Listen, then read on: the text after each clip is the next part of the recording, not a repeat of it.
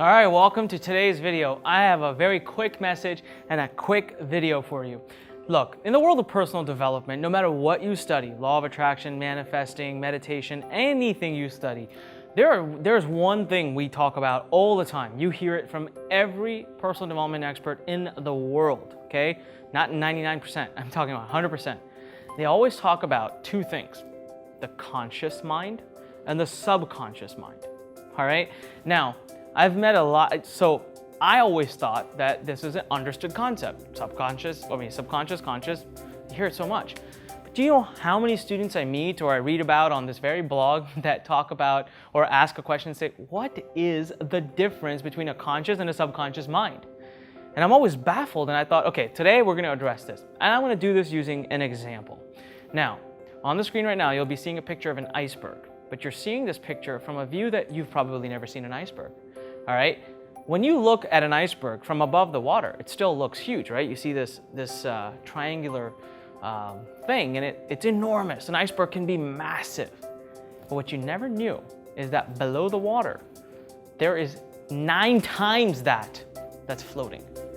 So what you're only seeing is the 10% of it, the 90% below. That's your subconscious. What you see above the water is your conscious mind. What you see below it is your subconscious mind. Okay? Now, here's how I like to explain it. And this is why the subconscious is so important. Now, you've got this big base at the bottom. If I were to move this base, what's going to happen to that top 10% that's poking out of the water? It's going to move as well, right? You can't do something to the base of something and not expect the top of it to move. So really, it all begins at the subconscious. Every decision you make, every success you have, every failure you have, every feeling and emotion, psyche, every spiritual, any kind of feeling, thought, process, activity, reality that occurs in your life is based on that subconscious mind, because that's what is moving around at the bottom. So when we talk about working on your subconscious, now the subconscious is below the water. You can't see it.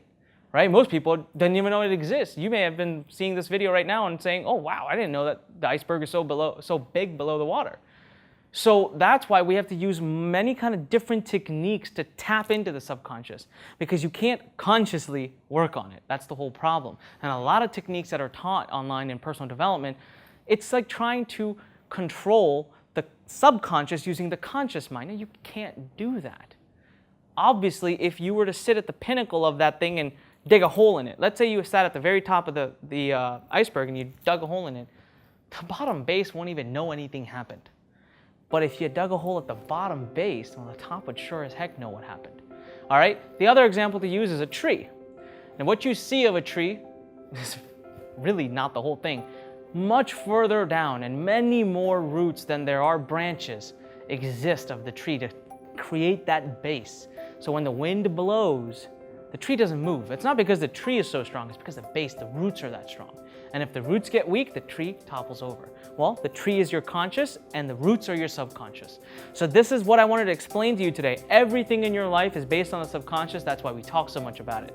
But I hope this visual has helped you understand exactly what the difference between the two is.